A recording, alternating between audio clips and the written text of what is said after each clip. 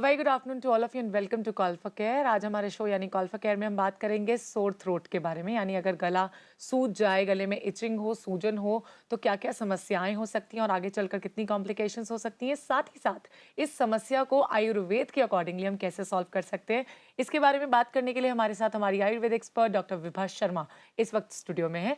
तो विभा जी, बहुत बहुत स्वागत है आपका। Thank you. अब इससे पहले कि विभा जी के साथ मैं और डिस्कशन को अपनी चालू करूं, यानी कि शुरू करूं, उससे पहले मैं चाहूंगी कि मैं अपने प्यारे प्यारे दर्शकों को एक खास रिपोर्ट दिखाऊं जो सोर थ्रोट के बारे में। आइए देखते हैं कौन से हैं वो खास पॉइंट्स। बदलते मौसम में अपनी सेहत का ख्याल रखना बहुत जरूरी है। बदलता मौसम अक्सर अपने साथ कई बीमारियां लाता है। इन्हीं में से एक है सोर थ्रोट, जो ज्यादातर विंटर में होने वाली बीमारी है। इससे पेशेंट के थ्रोट में इचिंग और पेन की समस्या होती है, जिसके जल्दी ठीक ना होने पर ये बहुत सी परेशानियों की वजह बन सकती है। सोर थ्रोट कई कारणों से होती है, जैसे air pollution, mouth breathing, sinus, bacterial infection, flu, cough, cold, running nose या फिर ड्राई एयर। सोर थ्रोट की कंडीशन में नमक वाले पानी के गरारे, हार्ड कैंडी फ्लूइड्स और डाइट में विटामिन सी का ज्यादा इंटेक काफी फायदेमंद होता है। इसके अलावा सोर थ्रोट में स्मोकिंग, टबैको, डिहाइड्रेशन से बचना चाहिए, जिससे आप रहे हेल्दी और फिट। ये तो है कुछ खास पॉइंट्स जिनका आपको ध्यान रखना है जब आपका सोर थ्रोट हो, यानी कि गले में सूजन हो, और कौन सी बातें हैं जो बहुत इंपॉर्टेंट हैं आपको बतानी। आइए जानते हैं डॉक्टर विभा शर्मा से।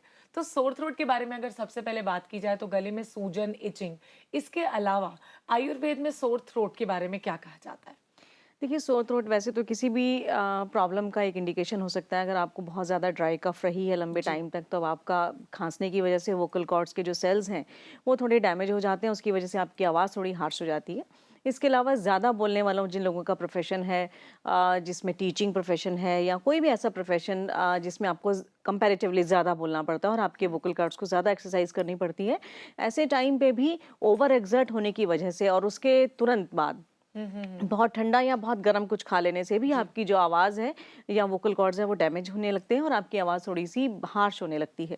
इसके अलावा बहुत लंबे समय तक खांसी रहना या किसी और वजह से आपके मुंह में अल्सर्स हो जाना या छाले हो जाना, उनकी वजह से भी सोर थ्रोट हो सकता है। लेकिन अचानक अगर आपको ऐसा लगता है कि आपकी आवाज़ बिल्कुल ठीक थी और अचानक आपकी जो आवाज़ है वो बहुत हार्श हो गई है या मंदी हो गई है या क्लियर साउंड नहीं आती है, तो आपको और भी अलर्ट हो जाना चाहिए। आपको कुछ फर्दर इन्वेस्टिगेशन भी करा लेने चाहिए, क्योंकि थ्रोट कैंसर जो है वो इंडिया में सबसे ज़्यादा, इसको देखने जितने भी टाइप के कैंसर्स हैं उसमें सबसे ज़्यादा इंडिया में थ्रोट कैंसर ही देखने को मिलता है। तो अगर अचानक ऐसा कभी आप फील करते हैं और लंबे समय तक अगर ये चीज़ परसिस्ट करती है और दवाइयों को रिस्पॉन्स नहीं देती है, तो ज़रूर टेस्ट करा लेना चाहिए।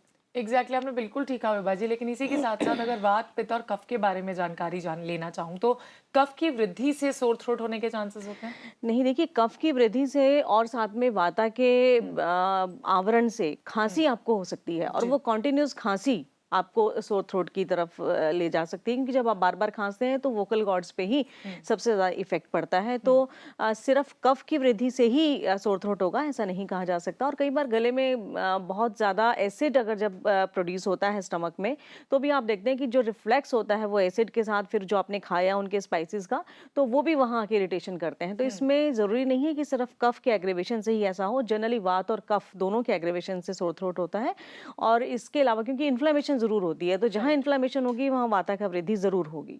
तो इसके अलावा जो इंडाइजेशन है वो भी कई बार बहुत बड़ा कारण होता है इस तरीके के इन्फेक्शंस होने का, या इस तरीके के कई बार इन्फेक्शन नहीं भी होता वोकल कॉर्ड्स में, और कई बार वाकई वोकल कॉर्ड्स में ही स्पेसिफिक इन्फेक्शन होते हैं, जिसमें फंगल इन्फेक्शन भी हो सकता है और बैक्टीरियल भी हो सकता है। तो डायग्नोसिस बेहद ज़रूरी है। इसे सिर्फ कि चलो गला खराब हो गया खांसी की वजह से, ऐसा सोच के छोड़ देना ठीक नहीं है। ओके, तो वैसे एक आम इंसान को कैसे पता चलेगा डॉक्टर विभा कि उसे सोर थ्रोट है? मतलब अगर जनरली अगर मेरी बात भी की जाए तो मेरा गला भी थोड़ा खराब है, तो कैसे मैं पता लगा सकती हूँ कि मुझे सोर थ्रोट है या नहीं? देखिए, गला आपका इसलिए खराब है कि आपका भी ऐसा ही प्रोफेशन है जहाँ पे ज़्यादा बोलना पड़ता है, वही मैंने इंडिकेशन किया। लेकिन अगर लंबे टाइम तक ये परसिस्ट करता है और अगर आपने इसके लिए कोई दवाई ले ली है और उसके बाद भी आपको ठीक नहीं हो रहा है, या आपकी जो खांसी थी जिसकी वजह से आपको ये सोर थ्रोट हुआ था वो सबसाइड हो गई है, इस तरीके का कोई और कारण नहीं है जिसकी वजह से आपका ये जो गला है खराब हो गया है, तब आपको ज़रूर अलर्ट होना चाहिए और एक बार इन्वेस्टिगेशन कराना चाहिए कि कहीं वाकई टॉन्सिल्स में या वोकल कॉर्ड्स में तो ऐसी प्रॉब्लम नहीं है जिसकी वजह से गला खराब हो गया। ओके,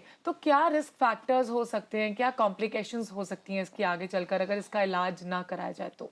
देखिए, बार-बार टॉन्सिलाइटिस होना या बार-बार वोकल कॉर्ड का इन्फेक्शन होना, ये भी इंडिकेट करता है कि बॉडी में इम्यूनिटी कमी है। कई बार बच्चे, छोटे बच्चे आपने देखा होगा कि आइसक्रीम खाते हैं, खाते ही उनको लगता है कि गला पकड़ा गया। राइट। यही लैंग्वेज बोलते हैं कि गला पकड़ा गया। और इसी तरीके से कई बार आपने बहुत ही कहीं घर में से बाहर कुछ इस तरीके का खाना खाया जो बहुत हाइजीनिकली अच्छा नहीं था या बहुत हेल्दी फूड नहीं था, तो आपको तुरंत लगता है कि आपके गले में कहीं इरिटेशन स्टार्ट हो गई और आपकी आवाज़ में फ़र्क आ गया। तो ये चीज़ ये भी इंडिकेट करती है और बार-बार इस तरीके के अटैक्स भी आपकी बॉडी की इम्यूनिटी को कम करते हैं। लेकिन ये उतना अलार्मिंग नहीं है जितना अलार्मिंग ये है कि अगर आपको कंटिन्यूअस इन्फेक्शन परसिस्ट करता है और अचानक विदाउट किसी अदर रीज़न, जैसे खांसी रीज़न है, खांसी नहीं हो रही है, एसिड बनना चाहिए वो भी नहीं बन रहा है, गले में अल्सर्स नहीं है, गले में बार-बार छाले नहीं पड़े हुए हैं या किसी तरह का म्यूकस डिस्चार्ज आपको नहीं हो रहा है, लेकिन उसके बाद भी आपका गला कंटिन्यूअस खराब है 1 डेढ़ महीने तक, तो आपको ज़रूर अलर्ट हो जाना चाहिए और अपना चेकअप करा लेना चाहिए। ओके, तो इसके और ऑर्गन्स पे भी कोई इफेक्ट हो सकता है सोर थ्रोट का? जनरली नहीं, टॉन्सिल्स के ऊपर इफेक्ट पड़ता है और गले के ऊपर इफेक्ट पड़ता है और आपकी आवाज़ स्पेसिफिकली जो आप कम्युनिकेट करते हैं जब, तो आपका जो वो प्रॉब्लम है उसमें एक तो आपकी स्पीच में थोड़ा फ़र्क पड़ने लग जाता है क्योंकि आपकी आवाज़ क्लियर नहीं है और फिर आपको ज़्यादा एफर्ट लगा के बोलना पड़ता है। तो उस तरीके से जो शेक ऑफ कॉन्फिडेंस या जो आपकी कम्युनिकेशन की प्रॉपर एक होनी चाहिए वो नहीं होती है, तो उस पे इफ़ेक्ट ये पड़ता है कि आप फिर साइकोलॉजिकल आपको डिफरेंट तरीके से आप इसे लेने लग जाते हैं। लेकिन और किसी ऑर्गन पे इस प्रॉब्लम का इफ़ेक्ट पड़ेगा सिर्फ़ खाँसी की वजह से जो सोर थ्रोट हुआ है, ऐसा नहीं होता। तो कोई पर्टिकुलर एज फैक्टर भी इसमें होता है रिस्पॉन्सिबल कि एक पर्टिकुलर एज में जाके सोर थ्रोट होने के चांसेस बढ़ जाते हो? देखिए, अगर जनरली तो जिसकी भी इम्यूनिटी कम है और जिसको बार-बार इस तरीके की शिकायतें रहती हैं, बार-बार खांसी हो जाना या टॉन्सिल्स टॉन्सिल्स बच्चों में ज़्यादा होते हैं। बड़ों में कंपैरेटिवली टॉन्सिल्स कम होते हैं। लेकिन बड़े होने के साथ-साथ जैसे अब मिडल एज है, प्रोफ़ेशन ऐसा है जहाँ ज़्यादा बोलना पड़ता है, एक्सरसाइज़ ज़्यादा है, तो वहाँ भी इसके चांसेस बढ़ जाते हैं। लेकिन इसके अलावा थायराइड, अगर मेनोपॉज़ की बात करें उस स्टेज पे, या अगर आदमियों की भी बात करें जो बहुत ज़्यादा स्मोक करते हैं या बहुत ज़्यादा तम्बाकू च्यूइंग करते हैं, उनको भी अराउंड 45 ऑनवर्ड्स और 50 ऑनवर्ड्स इस तरीके की प्रॉब्लम ज़्यादा होने लगती हैं और थायराइड भी कई बार बहुत बड़ा कारण हो जाता है जिसकी वजह से ये जो आवाज़ है ये हार्श होने लग जाती है। तो यानी कि सोर थ्रोट एक खुद बीमारी नहीं है, लेकिन किसी और बीमारी का सिम्पटम ये ज़रूर है। ओके, अगर खाने पीने की बात करें या डाइट की बात करें तो कुछ एक डाइट में जो लोग स्पाइसेस ज़्यादा ऐड करते हैं, लेट्स से फॉर एग्जांपल, क्या उन्हें भी सोर थ्रोट होने के चांसेस बढ़ जाते हैं? नहीं, देखिए, अगर डाइजेशन ठीक है, डाइजेशन में कोई प्रॉब्लम नहीं है, तब सोर थ्रोट नहीं होगा स्पाइसेस से। लेकिन अगर डाइजेशन ठीक नहीं है, अल्सरेशन है, एसिड ज़्यादा बनता है और जैसे रात को खाना खाया आपने, हैवी फूड खाया और आपको बॉडी में नेचुरली अल्सरेशन है और आपको इरिटेशन होने लगती है और आपका जो रिफ्लेक्स है वो गले की तरफ आता है, तो उस वजह से ज़रूर सोर थ्रोट हो सकता है। ओके, ये तो हुई कुछ बातें कि कैसे एक आम इंसान को पता चलेगा, क्या रीजंस हैं। अभी हमने सॉल्यूशंस की बात नहीं की, लेकिन उससे पहले मेरा एक और सवाल है कि क्या अगर कोई और डिजीज या प्रॉब्लम है शरीर में या कोई भी छोटी सी लाइफस्टाइल डिजीज जिसे हम कहते हैं वो है, उसकी वजह से भी सोर थ्रोट होने के चांसेस होते हैं? अब देखिए, लाइफस्टाइल डिजीज़ में अगर हम काउंट करें डायबिटीज़ को या आर्थराइटिस को या और इस तरीके की जो हमारी क्रॉनिक डिजीज़ हैं, हाँ, साइनस अगर रहता है तो ज़रूर सोर थ्रोट हो सकता है। लेकिन इसके अलावा अगर डायबिटीज़ है या आर्थराइटिस है तो उसकी वजह से गला ख़राब होगा, ऐसा जनरली नहीं होता है। ओके, तो इसके क्या सॉल्यूशंस हैं विभा जी आयुर्वेद में, किस तरह से इसे ठीक किया जा सकता है? देखिए, सॉल्यूशन से पहले तो अवेयरनेस है कि आपको ये पता होना चाहिए कि आपका ये बार-बार जो आपकी आवाज़ ख़राब होना या गले का बैठना या गले में इरिटेशन जो कंटिन्यूअस हो रही है, इसका कारण क्या है? क्या इसका कोई सीरियस मैटर तो नहीं है? अगर कहीं बैक्टीरियल या फंगल इन्फेक्शन तो नहीं वोकल कॉर्ड्स में हो गया है? अगर वो नहीं है तो जनरली फिर आप अपनी इम्यूनिटी को थोड़ा बढ़ाएँ और उन चीज़ों को अवॉइड करें जिनकी वजह से ऐसा है। और जितना टाइम ये अटैक आपको रहता है उस टाइम कोशिश करें कि जितना ज़रूरी हो उतना बोलें, क्या ताकि वोकल कॉर्ड्स की जो एक्सरसाइज है वो थोड़ी सी कम हो। गर्म पानी पीना शुरू करें और इरिटेंट्स जो हैं, खास तौर पे तंबाकू है, अल्कोहल है या बहुत गरम खाना है या बहुत गरम सूप्स हैं जिसमें डिफरेंट तरह की सॉसेस डाली गई हैं या इस तरीके के सैंडविचेस हैं जिसमें बहुत पंजेंट सॉसेस डलती हैं, जिसमें मस्टर्ड सॉस है या सोया सॉस है जो बहुत पंजेंट होती हैं, उनको थोड़ा अवॉइड करें। ओके, इसके बारे में हम डिटेल्स में बातचीत करेंगे विभा जी, लेकिन इस छोटे से ब्रेक के बाद आप कहीं मत जाइएगा, देखते रहिए कॉल फॉर केयर।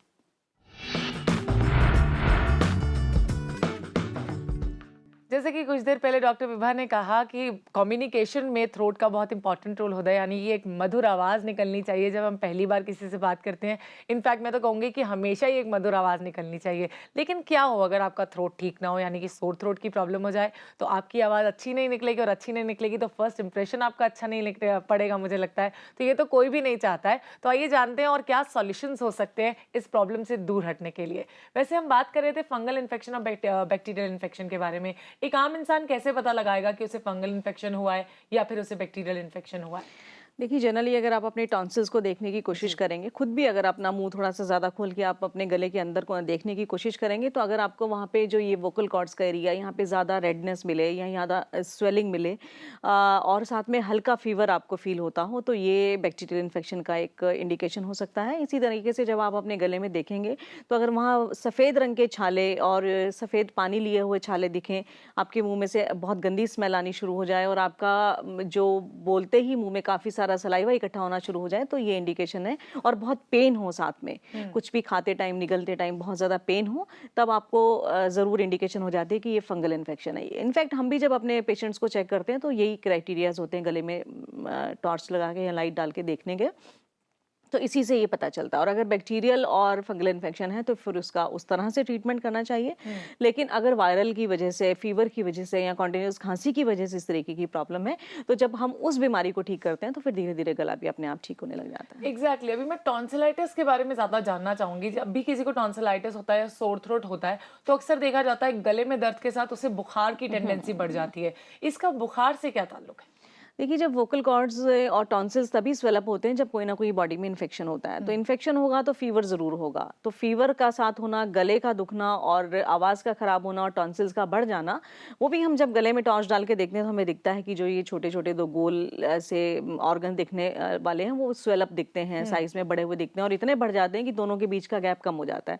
इसी वजह से जब आप खाना खाते हैं कुछ या निगलते हैं, तब वो निगलने में आपको तकलीफ होती है। तो ये कारण यही है कि कोई ना कोई इन्फेक्शन है और उसी वजह से आपके जो टॉन्सिल्स हैं ये बढ़ गए हैं। और जनरली आप एलोपैथ में कहते हैं कि टॉन्सिल्स बार बार होते हैं, तो इम्यूनिटी क्योंकि कम हो रही है और बार बार आपको बुखार आ रहा है, तो आप इसको बचने का तरीका ये है कि आप इसके ऑपरेशन करा लीजिए और टॉन्सिल्स निकलवा दीजिए। लेकिन जनरली नहीं, 100% टॉन्सिल्स निकाल देने के बाद आपकी आवाज़ जो मधुर होनी चाहिए, वो मधुरता उस आवाज़ की ख़त्म हो जाती है। और ये कोई ट्रीटमेंट नहीं है एक तरह से देखा जाए तो।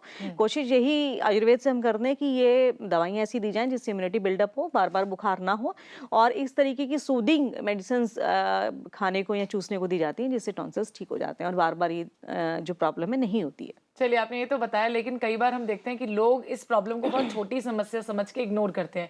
इनफैक्ट मैं अपनी भी बात करूँ तो मैं अब तक इसे इग्नोर करती आ रही हूँ, लेकिन अब मैं इसे सीरियसली लेना शुरू करूँगी कि कोई दवा नहीं लेनी या कोई मेडिसिन नहीं लेनी कि अपने आप ये ठीक हो जाएगा। व्हाट अकॉर्डिंग टू यू कि ये ठीक है या नहीं?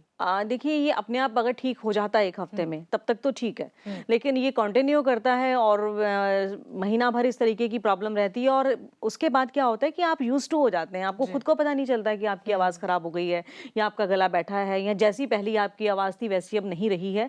क्योंकि हम लोग बहुत जल्दी अडॉप्ट कर लेते हैं अपने सिचुएशन के साथ साथ, हम बहुत जल्दी समझौता कर लेते हैं। तो वो सिचुएशन आ जाए कि आपको खुद ही पता ना चले कि आपके गले में कुछ फ़र्क आ गया, वो सिचुएशन ख़राब है। तो अगर एक हफ्ते तक ये अपने आप ठीक हो जाता है तो ठीक है, आप इसे थोड़े दिन इग्नोर कर सकते हैं या थोड़ी प्रिकॉशंस ले सकते हैं। गर्म पानी पी लिया या गर्म पानी में थोड़ा सेंधा नमक डाल के सिप करके पी लिया, इनसे ठीक हो जाए तो बहुत अच्छी बात है। लेकिन अगर नहीं ठीक होता, इसके बाद भी हफ्ता 10 दिन के बाद भी ये चीज़ परसिस्ट करती है, तो फिर आपको अलर्ट होना चाहिए, आपको इलाज कराना चाहिए और आपको दवाएं खानी चाहिए। बिल्कुल ठीक आपने कहा, लेकिन कई बार हम देखते हैं कि ये समस्या इतनी बढ़ जाती है कि हमेशा के लिए, जैसे कि आपने कहा, आवाज़ खराब सी हो जाती है और हम उस चेंज को एक्सेप्ट करके आगे बढ़ते जाते हैं। लेकिन हमें ऐसा नहीं करना चाहिए। अगर 2 हफ्ते से ज़्यादा ये प्रॉब्लम है तो उसके बाद किस तरह की आयुर्वेदिक मेडिसिन को हम ले सकते हैं या किस तरह के ट्रीटमेंट को हम फॉलो कर सकते हैं? देखिए, पहले तो आप उस रीज़न को फाइंड आउट करेंगे जिसकी वजह से ये है और उसका इलाज करने की कोशिश करेंगे। अगर वायरल इन्फेक्शन भी है या जो वायरल फीवर्स चलते हैं वो भी जनरली हफ्ते 7 दिन में ये सबसाइड हो जाते हैं और उसके और 3-4 दिन में गला ठीक हो जाना चाहिए। तो वो सबसाइड होना ज़रूरी है। अगर आपको कंटिन्यूस खांसी है, किसी वजह से खांसी रही है या चेस्ट में इन्फेक्शन हुआ है या निमोनाइटिस हुआ है या और कोई ऐसा कारण हुआ जिसकी वजह से आपको कंटिन्यूस खांसी हुई है, तो उसका जब इलाज करते हैं तो साथ साथ गला भी ठीक हो जाता है। लेकिन अब कोई और सिम्टम परसिस्ट नहीं कर रहा है, सिर्फ गला ही बैठा हुआ है, तो थोड़ा सा आप ध्यान रखें कि स्पाइसेस कम खाएं, फूड का टेम्परेचर ऐसा रखें जो ना तो बहुत तेज़ गर्म हो ना बिल्कुल ठंडा हो। इसके अलावा जो पानी हम पीते हैं वो डेफिनेटली गर्म पानी को चाय की तरह सिप कर करके पिएं। ये बहुत अच्छा अपने आप में एक ट्रीटमेंट है। सुबह उठ के खाली पेट और रात को सोते वक्त 1 कप गर्म पानी में थोड़ा सा ये डाल के सेंधा नमक डाल के और उसको धीरे धीरे सिप कर करके पीना भी, क्योंकि गले की उसकी सिकाई होती है और जो उसकी डैमेजेस हुई होती हैं सेल्स की, उनको थोड़ी सी हीलिंग टच मिलता है तो उससे ठीक हो जाता है। अगर इससे भी नहीं ठीक हो रहा है फिर औषधियाँ ऐसी हैं या कुछ ऐसी दवाएं हैं जिनको आपको लेना चाहिए। तो ये तो वायरल इन्फेक्शन की आपने बात की। अगर पर्टिकुलरली किसी को फंगल इन्फेक्शन की वजह से है तो क्या उसमें कुछ पर्टिकुलर दवाएं हैं जिन्हें हम ले हाँ, सकते हैं? देखिए वो अब इस तरीके से हम शो पे बताना ठीक नहीं है, क्योंकि वो देखना पड़ेगा पर्सन टू पर्सन की क्या दवाई लेनी है। जनरली पानी में थोड़ी सी फिटकड़ी और सुहागा अगर हम उसको तवे पे गरम तवे पे डालते हैं तो वो खील जैसी हो जाती है, फूल जाती है। उसको बारीक पाउडर कर लें और उसको गर्म पानी में डाल के और उससे भी धीरे धीरे उसको सिप करके पिएं तो उससे काफ़ी हद तक फंगल इन्फेक्शन कवर होता है। और इसके अलावा जनरली टेंडेंसी है कि गार्गल्स लोग करने को कहते हैं, लेकिन मैं ये कहना चाहती हूँ कि गार्गल कभी नहीं करने चाहिए अगर आपकी आवाज़ खराब हो गई है तो, क्योंकि गार्गल भी अपने आप में वोकल कॉर्ड की पूरी एक्सरसाइज है। तो ये उस चीज़ को और एग्रेवेट करता है, ठीक नहीं करता है, इसलिए गर्म पानी को सिप करके पीना चाहिए। मतलब ओके, हाँ, हम अंदर ले सकते हैं पानी अंदर लेकिन पीने गार्गल्स ना करें। और इसके अलावा यही सुहागा और फिटकड़ी अगर शहद के साथ गले में धीरे धीरे उसको स्वेलो करते हुए अगर उसको खाया जाए तो उससे भी बहुत जल्दी रिलीफ होता है। ओके, ये तो बात हुई क्या क्या हम दवाएं ले सकते हैं, लेकिन खाने पीने में भी कुछ स्पेसिफिक चीजें हैं जिनका ख्याल रखना पड़ सकता है? हाँ बिल्कुल, मैंने कहा कि बहुत ठंडा और बहुत गर्म ना खाएं, इसी तरह से बहुत पंजेंट और सॉसेस वाली जो चीज़ें हैं वो ना खाएं। टेम्परेचर का भी ख्याल रखें। हम जैसे कहीं शादी पार्टी में जाते जनरली कहते हैं कि हम बाहर गए थे इसलिए ख़राब हो गया गला। वो खाना इतना गलत नहीं था जितना आपने उसको गलत तरीके से खाया है। कि आपने जाते ही पहले सूप पी लिया है, सूप पीने के बाद आपने आइसक्रीम खा ली है, आइसक्रीम खाने के बाद आपने गर्म जलेबी पे ठंडी रबड़ी डाल के खा ली है। तो ये ऐसे जो डिफरेंट एक्सट्रीम के टेम्परेचर्स की चीज़ों को इकट्ठा कंज्यूम करना है वो भी आपका गले को खराब करता है। चलिए, तो खास बातें कुछ भी जो आपने बताई। अभी और बातचीत करेंगे इसके बारे में डॉक्टर विभा, लेकिन इस छोटे से ब्रेक के बाद। लेकिन आप कहीं मत जाइए, देखते रहिए प्रज्ञा, जो आपको मिलाए बेहतर आपसे।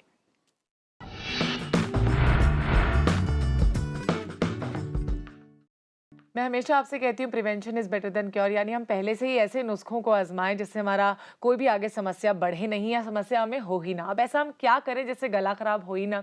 अब prevention is better than cure का फॉर्मूला जो है वो यहाँ पे हम कैसे अप्लाई कर सकते हैं विभा जी? देखिए, अभी तो अपनी ईटिंग हैबिट्स को थोड़ा सा सुधारें। जैसे मैंने बोला कि अगर हमें बाहर भी खाना है तो हम क्या खा रहे हैं और उसके साथ फिर क्या खा रहे हैं उस चीज़ का थोड़ा सा ख्याल रखें। और जिस तरीके से अगर प्रोफेशनल डिमांड है कि हमें बहुत बोलना पड़ता है तो गर्म पानी पीते रहें रेगुलर, और नमक का उसमें थोड़ा सा ज़रूर ऐड ऑन करें। सेंधा नमक थोड़ा सा 1 पिंच डाल के धीरे धीरे पीना बहुत फ़ायदेमंद रहता है। शहद का इस्तेमाल बहुत ज़्यादा सूदिंग और कूलिंग इफेक्ट देता है गले के लिए और बहुत ही जल्दी गला इससे ठीक होता है। दूसरी बात ये है कि प्रिवेंशन में सबसे पहले तो किसी तरह की जो ये बीमारियां हैं, खांसी होना, वायरल होना, इसको इग्नोर ना करें। और ख़ास तौर पे इसमें अगर गला भी इन्वॉल्व हो गया तो उस चीज़ का फिर ख्याल रखें, उसका इलाज जल्दी करें। और सबसे अच्छी जो दवा है इस सोर थ्रोट से बाहर निकलने के लिए वो है सौंठ, काली मिर्च और मुलैठी। तो इन चीज़ों का पाउडर करके भी आप अगर 1 चम्मच शहद के साथ इसको लेते हैं तो बहुत ठीक रहता है। और मुलैठी का छोटा सा पीस कॉन्टिन्यूस आप मुंह में डाल के रखें और उसे धीरे धीरे चूसते रहें, ये भी गले को ठीक करती है। बिल्कुल ठीक। लेकिन बस एक छोटा सा सवाल है मेरा यहाँ पर कि जो लोग हैं हमारे यहाँ के, लेकिन वो ये सुन तो रहे होंगे लेकिन इसे फॉलो कभी नहीं करेंगे, मैं जानती हूँ, क्योंकि जो जीवन शैली है वो इस कदर बिगड़ चुकी है, इस तरह से सेडेंटरी लाइफस्टाइल लोग अपनाते जा रहे हैं कि कुछ भी वो सुनते तो हैं लेकिन उसे अपनाते नहीं है। तो लोग इसे अपनाएं, इसके लिए हम क्या कर सकते हैं? देखिए, मुलैठी के पाउडर को या छोटी मुलैठी के छोटे छोटे पीसेस को आप अपने पर्स में कैसे भी कैरी ऑन कर सकते हैं, चाहे मेल्स हैं चाहे फीमेल्स हैं। वो भी 1-1.5 इंच का मुलैठी का पीस अपने साथ ज़रूर कैरी कर सकते हैं। और दूसरी बात है कि जहाँ भी आप बैठते हैं, अगर आप पानी पीते हैं उसको आप गर्म पीना शुरू कर दें। और दिन में एक बार घर में जब भी आप होते हैं या रात को सोते वक्त आधे कप पानी में थोड़ा सा नमक डाल के धीरे धीरे सिप करके पीने में आपको, मुझे नहीं लगता कि खास ज़्यादा एफर्ट करना पड़ता होगा, रादर एफर्ट भी करना पड़ता होगा। आप पानी पीते ही हैं, आप दिन भर पान पराग चबाते हैं, टॉफीज खाते हैं, चॉकलेट्स खाते हैं, उसकी जगह आप छोटा सा मुलैठी का पीस कॉन्टिन्यूस मुंह में रखें। और मैंने देखा है कि लोग जनरली मीटिंग में जाने से पहले माउथ स्प्रेज करते हैं, इलायची खाते हैं और जाने क्या क्या करते हैं। अगर आप सिर्फ मुलैठी के पाउडर को सादे खाली एक पान के पत्ते में या पान की जड़ के पाउडर को पान के पत्ते में लेके धीरे धीरे चूसते हैं तो ना तो आपको कुछ ये सब तमाम चीज़ें खाने की ज़रूरत रहेंगी, रादर आपकी जो ब्रेथ है वो भी फ्रेश रहेगी और आपका जो माउथ का एक क्लीनिनेस रहती है वो भी रहेगी। चलिए विभा जी, ये तो हो गई प्रिवेंशन भी आपने बता दिया और प्रिकॉशन सावधानियां क्या बरतनी है ये भी आपने बता दिया, लेकिन अभी बात करेंगे ट्रीटमेंट्स के बारे में। क्या ट्रीटमेंट हो सकता है सोर थ्रोट का? देखिए, हम आयुर्वेद से बात करते हैं तो तालीस पत्रादि चूर्णम है, जिसको हम शहद में मिला के सुबह शाम लेने को कहते हैं, या इसके अलावा शहद के साथ बहुत सारी ऐसी चीज़ें हैं जिसमें काली मिर्च है, शुंठी है और साथ में मुलेठी है, उसके पाउडर को भी सुबह शाम लेना शहद में चटनी मिला के, ये भी अपने आप में कंप्लीट ट्रीटमेंट है। इसके अलावा एलादी वटी है, खदरादी वटी है, इनका भी 2-2 गोलियां सुबह शाम धीरे धीरे चूसते रहने से भी, जो अगर कोई और रीज़न नहीं है तो जनरली सोर थ्रोट ठीक हो जाता है। और अगर कफ इसके पीछे एक मेन कारण है कि आपको ड्राई कफ रहता है, यानी कि ड्राई खांसी आपको बार बार आती रहती है, तो उसके लिए उसका भी ट्रीटमेंट, जिसमें वासारिष्टम है, 2 चम्मच सुबह, 5 चम्मच सुबह शाम ब्रेकफास्ट और डिनर के बाद लें। तो जैसा भी कंडीशन है जिसकी वजह से सोर थ्रोट है, उसका ट्रीटमेंट उसके हिसाब से लेना जरूरी है। बिल्कुल ठीक आपने कहा, लेकिन आजकल हम देखते हैं कि जो हाउसवाइफ हैं जो तेज तेज बोलती हैं रोजाना जिंदगी में, बच्चों को कभी डांट लगाती हैं, कभी अपने पति पर जोर जोर से बोलती हैं, तो उनके लिए आप क्या एडवाइस करेंगी? वो कैसे अपनी जिंदगी को, मतलब जीवन शैली को करें ताकि उनका सोर थ्रोट ना हो? देखिए, तो एक तो वो जो जोर जोर से चिल्लाना है उसको थोड़ा सा कंट्रोल करें, और अगर चिल्ला ही लिया है और चिल्लाने के बाद वो तमाम काम खत्म हो गए हैं, बच्चे स्कूल चले गए हैं और हस्बैंड अपने काम पे चले गए हैं, तो जिस टाइम वो आपके बैठ के सीरियल और टीवी देखती हैं, उस वक्त वो अगर एक गिलास गर्म पानी में थोड़ा शहद, 2-3 बूंदे नींबू की, और उसमें फिटकड़ी, जिसको मैंने बोला कि तवे पे पुल करके और उसको उसमें मिला लें, और थोड़ा सा उसमें काला सेंधा नमक मिला लें, उसको धीरे धीरे सिप कर करके पिए, एंजॉय करें और अपनी आवाज़ को ठीक करें। बिल्कुल ठीक, क्योंकि आवाज को ठीक मुझे लगता है हर कोई करना चाहता है। बाथरूम सिंगर्स तो सब होते हैं, लेकिन सबके सामने गाना हर कोई चाहता है। इसमें वैसे मुझे लगता है अदरक का भी बहुत इंपॉर्टेंट रोल होता है। अदरक को कहते हैं कि तवे पर सेक लें और उसे अगर हम अपने मुंह में रखें कुछ देर तक, तो भी इस प्रॉब्लम से बचा जा सकता है। देखिए, उसमें ये है कि आपको खांसी थोड़ी सी कंट्रोल हो जाएगी, तो खांसी कंट्रोल होगी तो आपकी आवाज़ को हम अपने आप सोचते हैं कि ठीक हो जाएगी, राइट। लेकिन गले की जो सेल्स हैं, जो वोकल कॉर्ड्स हैं, उनको रिपेयर करने में शहद सबसे बड़ा काम है। तो जो भी चीज़ आप लें, चाहे उसमें अदरक का रस, वो मैंने शुंठी बोला, जो शुंठी है वो ड्राई जिंजर पाउडर ही है, सूखे हुए अदरक का पाउडर ही है शुंठी, उसको शहद में मिला के और साथ में नमक मिला के लेना बहुत बहुत फायदेमंद रहता है। ओके, तो ओवरऑल जो हमारी पॉपुलेशन है हमारे देश के लिए, कोई खास टिप उनके साथ आप शेयर करना चाहेंगे अभी? देखिए, ये कहना चाहती हूँ कि गर्म पानी पिएं, अगर आपकी आवाज़ में इस तरीके के चेंजेस आ गए हैं, बहुत ठंडा और बहुत गर्म खाना अवॉइड करें, बहुत सारी सॉसेस जो हमारे फूड का एक हिस्सा कभी भी नहीं रही थी इंडियन फूड का, उनको अवॉइड करें, और साथ साथ अगर आपका 15 दिन से ज़्यादा परसिस्ट करता है और इन तमाम प्रिकॉशंस और इलाज के बाद भी रिलीफ नहीं मिलता है, तो ज़रूर इन्वेस्टिगेशन कराएं, क्योंकि थ्रोट कैंसर हमारे देश में सबसे ज़्यादा होता है, और उसके लिए अपने आप को ध्यान रखें, और जितना भी स्मोकिंग से भी ज़्यादा तंबाकू खाना है, या पान मसाले और ये जो तमाम तरह के तंबाकू वाली ऐसे प्रोडक्ट हैं जिनको खाया और चबाया जाता है, इनको अवॉइड करें, अवॉइड नहीं करें, इनको छोड़ें। चलिए विभा जी, आप यहाँ पर आई, इतनी अच्छी एडवाइस दी हमें सभी व्यूअर्स को, इसके लिए बहुत बहुत शुक्रिया। वेलकम।